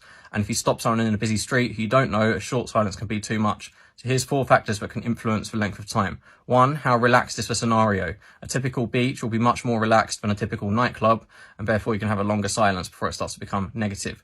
Second thing is how likely is the situation to change? By that I mostly mean in terms of people's positions, where people are sat, standing, etc. But also it's referring to things like, is the music going to change? Is the temperature going to change? 3, how much comfort do you have built with the other person or people? If you have more comfort built, you can have more of a longer silence. That's usually related to how long you've known them, but not always. 4, how many distractions are there in the environment? How strong are they? So if you're in one scenario, another person has a TV on, you can have a longer silence. And if you're in another scenario where there's not a TV on, you tend to be able to have a shorter silence. Highlight that you have something in common with someone to build connection with them more in conversation by expanding the category of what you're talking about. So if I like playing football and you like playing golf, we both like sports. If I like going on holiday to Spain, you like going to France, we both like going on holiday. If I like tables and you like chairs, both like furniture. If I like the show Big Brother and you like Justin Bieber, we're both losers. So all we're doing here is we're expanding the category of what we're talking about and then saying, oh yeah, me too. I like sports also. I like playing football. You can practice this on your own by picking 2 things and seeing how they might be in the same category. I 100% guarantee if you take this course, you'll almost never again in your life run out of things to say in conversation. Click the link. Here's a good trick to build comfort with people. If you spot them using a certain word consistently, use it too. Same thing with emojis. Obviously don't overdo it so it's obvious. And if it feels fake to you, then don't do it. If you want to learn social skills, follow me. Quick social skills tip. Ideally avoid negative topics. Topics that are either generally seen as negative or will be negative to the person or people that you're talking to. Unless you think you can build loads of common ground by having a similar opinion on them, or unless you feel like it's really important to bring up for some reason, minimize time spent on them, because otherwise you're likely going to make the conversation result in negative emotions, which will then be associated with you and make everyone feel not as good. Here's how to manage eye contact. In my opinion, eye contact is the most important part of body language. You're always building a large amount of something, usually comfort. It can be also other things like flirting, hostility even. So there's 4 different parts to eye contact you need to think about. 1 is when you're listening. When you're listening, I'd recommend giving 100% eye contact and just basically staring, because then you're building the most connection possible. And if you look away, it can start to look like you're not interested, etc. While you're talking, ideally we'd do the same, but it's quite hard to do that because your eyes need to move to access certain parts of your brain to think clearly. So I wouldn't pressure yourself to do that there. The third situation is after talking has finished and there's a silence, I would hold it for a little bit longer than what feels comfortable to you, because then you show confidence. And finally is if you happen to make eye contact with someone nearby, be it a stranger or just someone else who you wasn't currently talking to, hold it for a bit, see if they look back. If they do, you can smile or nod and potentially start a conversation. Here's a few really good topics to introduce early on in your conversation if you're someone who runs out of things to say sometimes or you want to make your conversation grow. The best one, in my opinion, is places. So you'll find that lots of people have instinctually learned to ask, where are you from, early on in conversations. It's because the topic of places, whether that's a country, a town, or even this room I'm in, tends to have a high quantity of relevant subjects, and they tend to be quite interesting, funny, etc., lead to stories, things like that. I've never found anyone who doesn't like talking about traveling. Even people who don't want to go traveling like talking about it. So asking about traveling or where are you from early on tends to make the conversation grow quite easily. Music And movies also tend to be good topics in a similar way, but places I found to be the best one. If you think of something else to say first, I'd usually recommend that you do that first, because then you can go back to these if you can't think of something later, rather than using something straight away that you could bank for later on. Generate topics to talk about in your conversation from nowhere by using recent memories. So recent may include the last few seconds, or it may include the last few weeks. Once you've picked a memory, think of 3 things that are related to that memory. So I remember that it was sunny earlier, so what's 3 things related to the sun? 1, the colour yellow. 2, solar panels. 3, global warming. So now I've generated a bunch of topics that I can potentially talk about by accessing a recent memory. I 100% guarantee if you take this course, you'll almost never again in your life run out of things to say in conversation. Click the link. People who find more stuff interesting more easily tend to do better in conversations. This is because there's more subjects that they're going to enjoy and be enthusiastic about. Plus, over time, they're going to have more things to talk about because they've had a more varied range of knowledge and experiences. There's a few shortcuts we can do to get yourself to find things interesting more easily. 1, don't immediately react emotionally to a topic by thinking, I don't find this interesting. Instead of that, think, how can I find this interesting? 2, if you don't find a topic interesting, you can look for attributes of the topic that you do find interesting. So if someone's talking about football and you don't like sports or football, you can talk about the business side of it, you can talk about the history side of it. Even if you're into art, you could focus on the logos of the football teams, for example. Point 3, in your own time, look up new topics and try to become interested in them. This is a really good long-term strategy to become better at conversations. If you want to learn social skills, follow me. Here's a simple way to add humour to text conversations. Simply, whatever you're talking about, type in funny and then search it on a search engine. More than likely, there's funny pictures of whatever you've been talking about. Just make sure to make it halfway relevant to the conversation and you can send it. If you want to learn social skills, follow me. Simple conversation tip. If person A and B is speaking to each other in the same scenario, but in scenario 1, the TV's on, and scenario 2, the TV's off, we're going to be able to have longer silences before it starts to get awkward in the first scenario because there's more distractions. So if you want to build more connection, you're fairly confident you won't run out of things to say, have less distractions. And if you're less confident or you can't be bothered, have more distractions. Either by being in a different scenario or editing the scenario you're in, like putting music on or the TV. If you want to learn social skills, follow me. Hey, I'm back, and for those of you who watched the last videos and are also highly intelligent, you will have noticed that I've lost my hat, which brings me on to an important topic, which is wearing interesting things to start conversations. So this is something that has like a passive impact. You don't need to actively start conversations and it'll bring people to you. So you can wear an interesting item. For example, I've got this Hamza hand necklace, and depending on the scenario, you can go more or less extreme. If you're in a very formal scenario, like a funeral or something, as a very extreme example, then it needs to be very subtle or work more subtle. If you're going to a music festival, you're on holiday, you can have something crazy. Like I used to have a monkey, a stuffed animal monkey with Velcro hands. And the amount of people that come up to you and talk to you is insane, especially if you have something crazy. It makes it easy for someone who's shy to start a conversation with you. And you also get people to look over at you, etc. So you can look back, give a wave and start a conversation that way. So I'd recommend having an interesting item. Become a better listener with this tip. Repeat a part of what they said back to them. So if they said, yesterday I went to the park and played football, say, oh, you played football, so how was it? So you're repeating a snippet of what they said back to them. This helps give the impression that you're listening more and also helps you to actually listen more because you're repeating it out loud. You can also do that with people's names to remember people's names more easily. Avoid awkward silences more with this tip. When you're done talking, end on a question unless you can see they're about to say something anyway. Otherwise, you're both relying on them wanting to and being able to not run out of things to say, which won't always happen. Avoid a topic that makes you feel uncomfortable or just attention generally with this tip. So for example, something bad happened on the weekend that you don't want to talk about and someone asks, how was your weekend? All we do is give a brief, vague answer and then ask a question back that's about them. Everyone loves talking about themselves. So by asking, how was your weekend? Or what's your favourite thing to do on the weekend? Something like that. You're almost definitely going to make them focus on themselves rather than pressing the issue with a thing you don't want to talk about.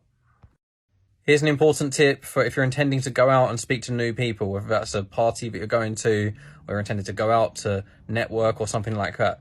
Speak to someone that you don't know as early on as possible and be okay with the first situation not being awkward. This way you'll build momentum and you won't get stuck in a frame of mind where you're just talking to people who you're there with and you start to become not very eager to speak to new people. Here's an exercise that you can do on your own to help you to not run out of things to say in conversation. So write down some questions or think of them in your head or have a partner say the questions to you and then answer, add a few points and then add a question on at the end. So adding a few points means that you've got a variety of stuff which makes it more likely that you've introduced a topic into the conversation that the person or people you're speaking to wants to talk about. And ending on a question helps you to be more likely to avoid awkward silences, because if you don't end on a question, you're relying on the other person or people both being able to and wanting to think of something to say next, which doesn't always happen. Here's an exercise you can practice alone to improve your conversation skills and social skills in general. First, find a random words generator, so you can find these on the internet or on an app store. Then generate random words, and then try to think of a bunch of words that are related to that word. So I usually pick 5. Just a few examples here. If you can generate more relevant subjects to whatever you're talking about in a conversation, you're going to have more options. So by simple maths, if there's more options, it's more likely one of them's good somehow. Something you know about, something you can make a joke about, something you want to know about, etc., etc. If you want to learn social skills, follow me.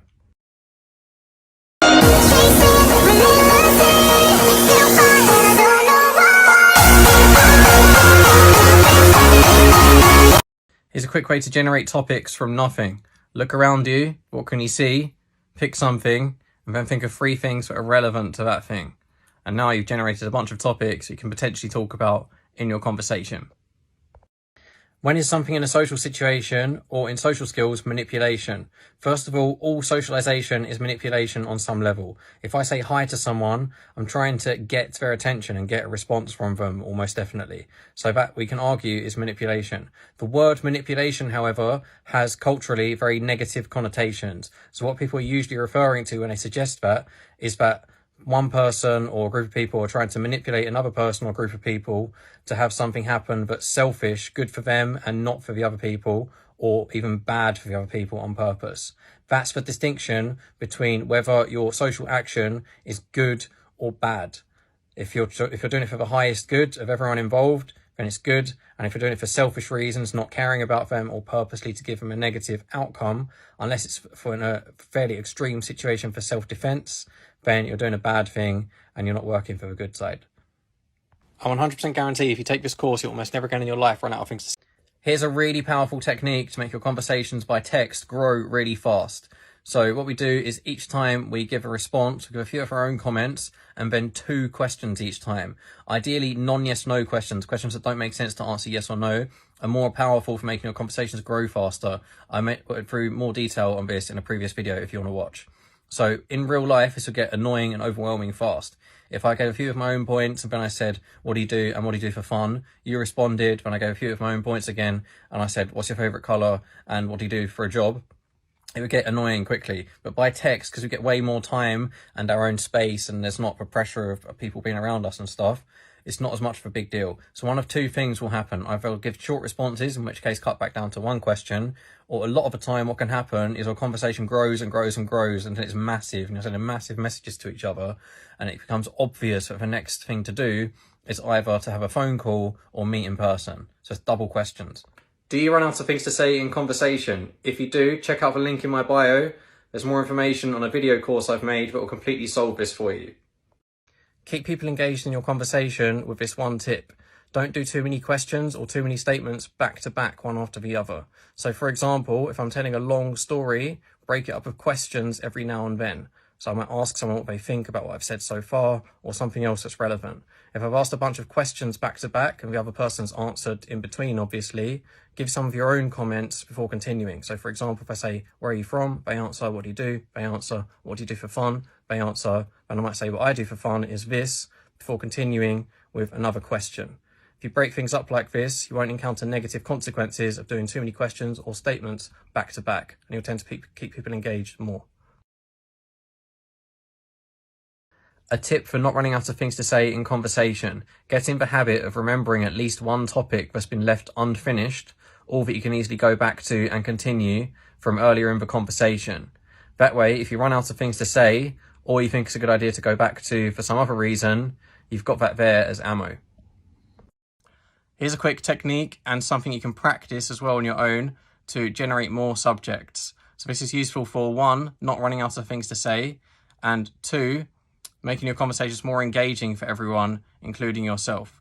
So all we do is we have a topic that we're going to use, maybe one that's already in the conversation in the present moment, maybe one that was in the past, a minute ago or something, or perhaps we can use something that's in the area around us. So for example, if we pick the sun, which is outside right now, luckily for those of you who don't want to freeze to death, what's related to the sun? So we've got astronomy, we've got the color yellow, we've got fire. So now I've already made 3 branches of different topics, and now I can potentially pick one of those. So if you're slow, just pick the one that pops out first. If you're faster, you can pick the one that seems like it's best. And if you're faster than that, then you can see potential further routes that you can take after that and then plan ahead more. This is worth practicing. Here's a great topic to grow a conversation. That topic is animals.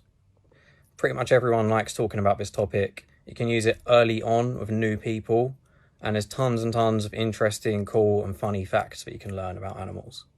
Great cheat topic for growing a conversation or for if you run out of things to say. If you want to see my course with all of my stuff on how to not run out of things to say, go here.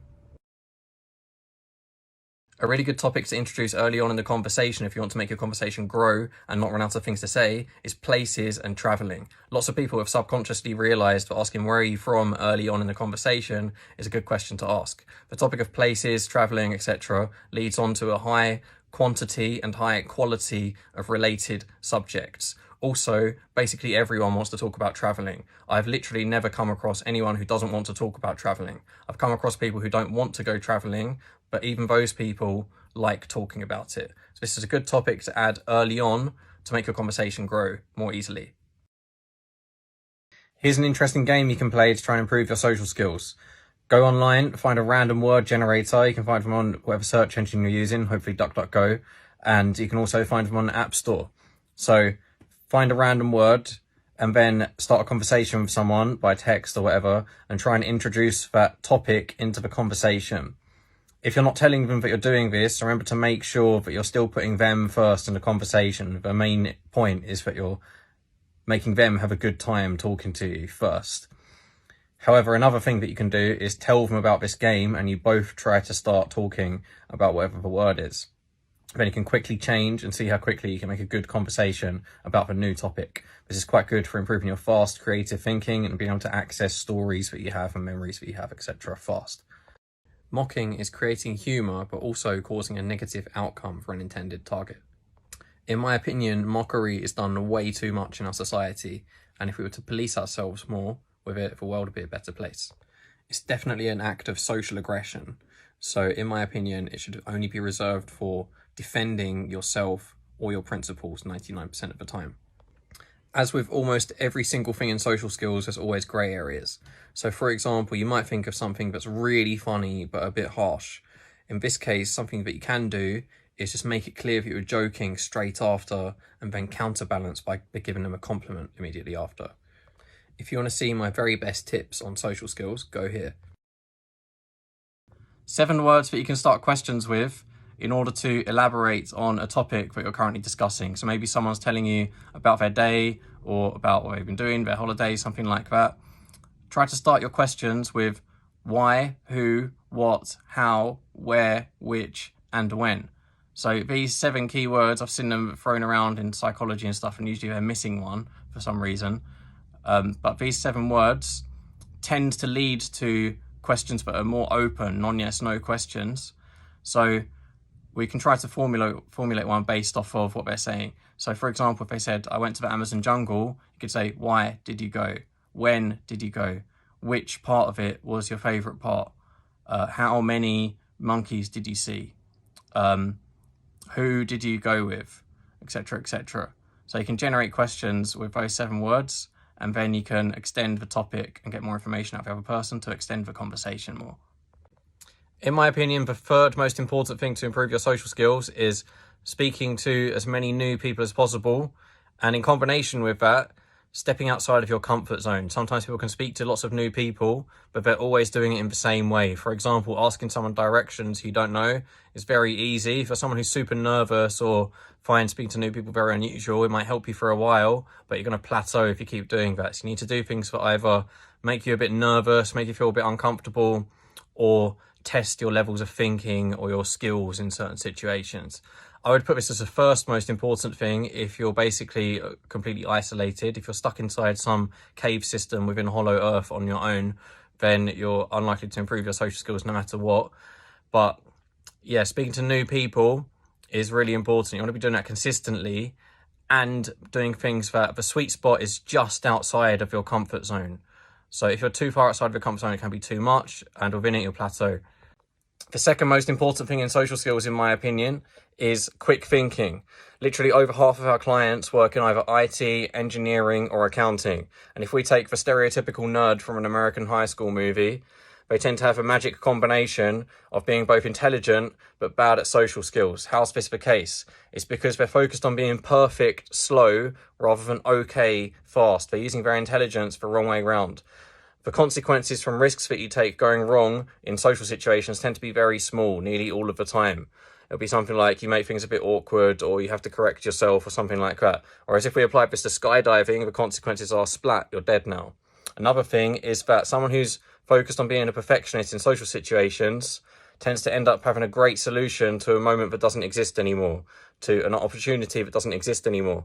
Whereas someone who's okay, fast, can then capitalize on that opportunity and then build something from it rather than letting the moment pass. 2 ways to avoid awkward silences more easily. So this is after you give a comment or a response. So if I comment on the weather, or if I answer someone's question, how was your day, or something like that, try to then end on a question. So you've given the other person something to respond to. If you don't do that, then you're relying on the other person or people both wanting to and being able to think of something to say next, which doesn't always happen, and therefore it's more likely to lead to awkward silences. The second thing you can do, again, these are just tools that you can use if you want to, they're not always necessary, but the second thing you can do is if someone asks you a question, answer their question and ask a different question back rather than the same question back. Because when you do this, you can remember the question that they asked you before for later. So if you run out of things to say in the next minute or two or whatever, you've got one there stored in your mind. It's good to get into that habit so you can use that trick if you need to. They already saw you is almost never a valid excuse not to speak to someone who's nearby. First of all, there's a big difference between someone seeing you and actually registering and remembering you. If you're in a crowded area, you can walk past 200 people in 10 seconds and you're not going to remember almost all of them, but you would have seen all of them. Secondly, even if they see you and register you, doesn't necessarily mean that it's any kind of barrier to you speaking to them. They could have even looked at you and thought of you in some kind of positive way. You don't necessarily know. So that's not a valid excuse to not go speak to someone new. If you want to make your conversation flow, the first thing that you should try and do is find a topic that everyone in the situation, including yourself, wants to talk about. A good habit to have in conversations is to store in the back of your mind a topic that's either been left unfinished or that is easy for you to go back and add something to. Teasing or banter is friendly and often a sign of flirting as well. This kind of humour is always at least part insult, but it's primarily friendly and secondarily insulting. So the overall impact is that it doesn't hurt people's feelings. Treading the line between friendly and insulting is commonly used in bullying, where it's plausibly deniable that they were joking. If what they're saying is hurting your feelings, you can test whether it was a mistake or not by telling them that you didn't like it. If they respond with something like, it's just a joke, you should get a sense of humour, then it's likely that they're bullying you. And if they apologise and try to correct themselves, it's likely they were just trying to be playful and they messed up one time. If you want to learn social skills, follow me.